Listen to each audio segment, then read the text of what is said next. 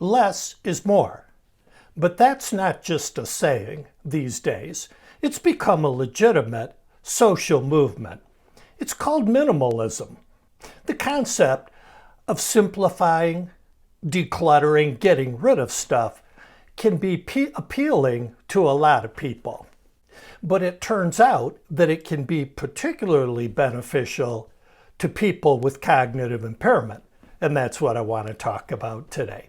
Hi, I'm Tony Deering of GoCogno.com, the website for people with mild cognitive impairment. But you know who the real experts on MCI are? The people who have it. My very favorite videos are the ones featuring people with MCI. That's how I got clued into this concept of minimalism. I had heard about it, but I wasn't aware of how it was emerging as a concept to benefit people with cognitive loss. But I belong to a private Facebook group for people with MCI, and one day recently, a discussion started when one of the members posted this. Funny coming from a guy, but I think I have too many clothes, he said. I have an awful time trying to make decisions as to what to wear. Anyone else at that point? Right away, others started chiming in. Oh my God, yes, I thought it was just me.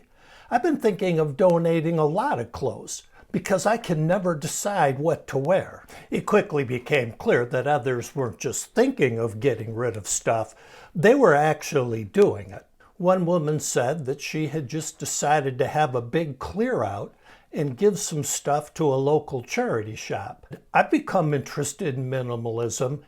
I think decluttering my cupboards, drawers, home in general will help me declutter my mind a bit. At that point, I thought, I think there's something going on here. So I did a little research online, and I quickly found articles like this one on Forbes.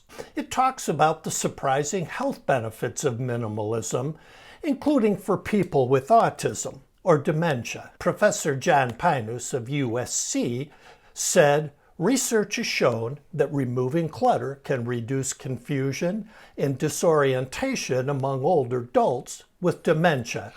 Now, of course, online, it's hours about dementia. In the digital world, MCI remains the red-headed stepchild of cognition.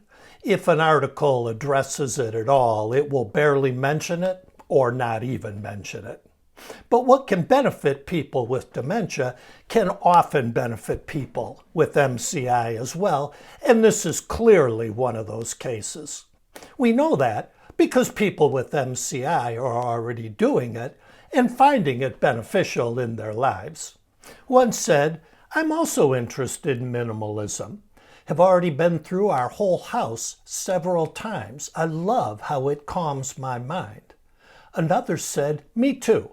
I got rid of half my clothes a couple years ago. Now I have less clothes to choose from, and I think it's made it a little easier. So maybe this is something you want to consider. It might make living with MCI just a little bit easier for you too.